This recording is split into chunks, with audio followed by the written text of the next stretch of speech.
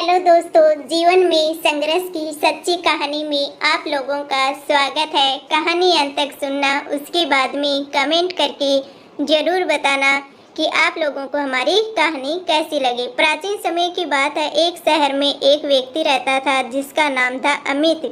वह अपनी पत्नी और 2 लड़का और 2 लड़कियों के साथ रहता था।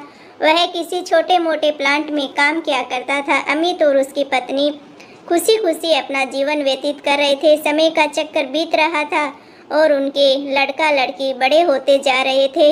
उस सबसे बड़ी लड़की कक्षा 5 में पढ़ रही थी। तभी एक दिन स्कूल की छुट्टी के समय जब वह लड़की सीढ़ियों से नीचे उतर रही थी, तभी पीछे से किसी लड़की ने धक्के लगाने से वह सीढ़ी से नीचे गिर गई, जिसके कारण उसके पैर में चोट आ गई। जब लड़की घर पर लंगड़ाती हुई आई तो उसके पिता ने पूछा क्या हुआ। तभी लड़की ने उन्हें पूरी बात बताई। पिता ने सोचा छोटी मोटी चोट है और यह सोचकर उसने अपनी बेटी से कह दिया कि गर्म पानी से सेंक लो, ठीक हो जाएगा।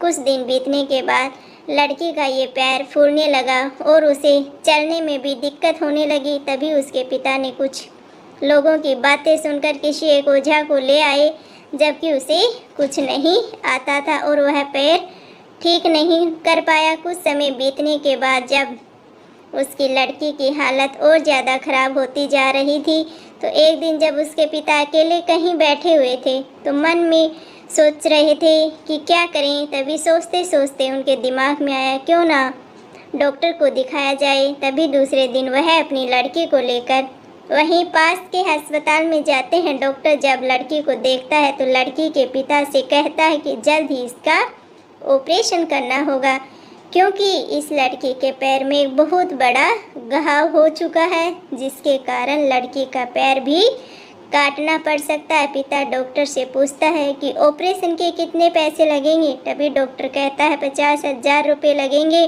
पिता घबरा जाता, लेकिन पैसे की तलाश में इधर से उधर जाने लगता है और इधर उधर भागा दौड़ करने के बाद पैसे की व्यवस्था कर लेता है और लड़की का ऑपरेशन हो जाता है। ऑपरेशन के बाद लड़की अपने घर आ जाती है, परंतु लड़की के पैर में कुछ सुधार न होने के कारण पिता चिंतित रहने लगता है। इसी तरह 4 साल बीत जाते हैं, पर पैर में लाखों रुपए लगाने के बाद भी लड़की का पैर ठीक नहीं होता है, जिस कारण से पूरा परिवार दुखी रहने लगता है। कुछ समय बीतने के बाद लड़की का विवाह हो गया और लड़की के जीवन में खुशहाली आ गई। पिता सोचता है कि अब सब कुछ ठीक हो गया है, संघर्षों का दौर मानो खत्म हो गया है, परंतु किस्मत को कुछ और ही मंजूर था। एक दिन जब वह बाजार जा रहा था, तभी पीछे से किसी ट्रक के द्वारा उसका एक्सीडेंट हो गया, जिसके कारण उसके सर में गंभीर चोट आई और अमित 1 महीने तक बिस्तर पर ही रहा। 1 महीने के बाद ठीक होने पर वह सोचा कि अब सब कुछ ठीक हो गया है। तभी उसकी पत्नी का स्वास्थ्य खराब होने लगा और वह बीमार पड़ गई।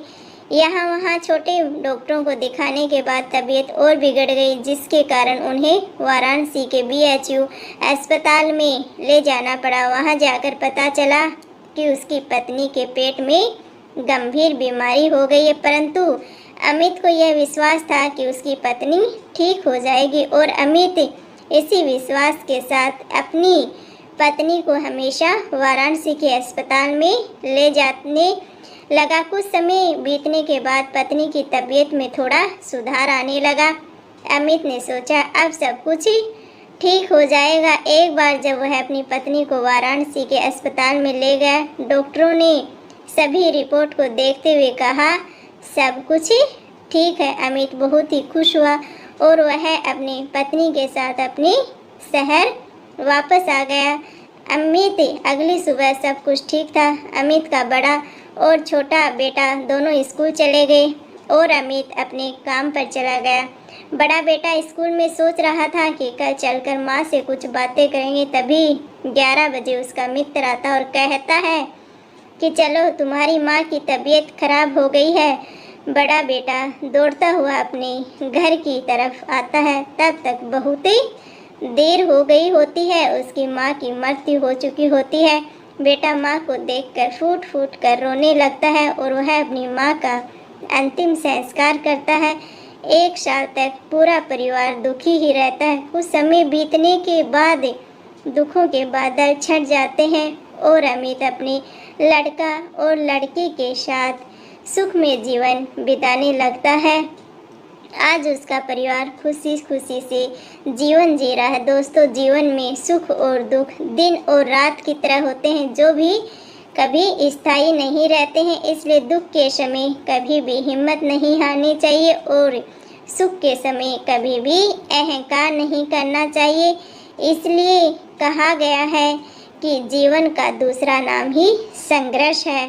तो आप लोगों को हमारे जीवन में संघर्ष कहानी कैसी लगी कमेंट करके ज़रूर बताइए और आप लोग अपना प्यार और सपोर्ट ऐसे ही बनाए रखना। मिलते हैं आप लोगों से अगली ऐसी ही कहानी के साथ। जय हिंद, जय भारत, वंदे मातरम। अगर आप लोगों को हमारी कहानी अच्छी लगी हो तो कमेंट करना और शेयर करना, और जो भी लोग नए हैं वो चैनल को सब्सक्राइब कर देना, और ना भी अच्छी लगी हो तो कमेंट करके ज़रूर बताना कि आप लोगों को कैसी कहानी पसंद है। तो अगली बार वैसी ही आप लोगों के लिए कहानी लेकर आऊँगी ज़रूर।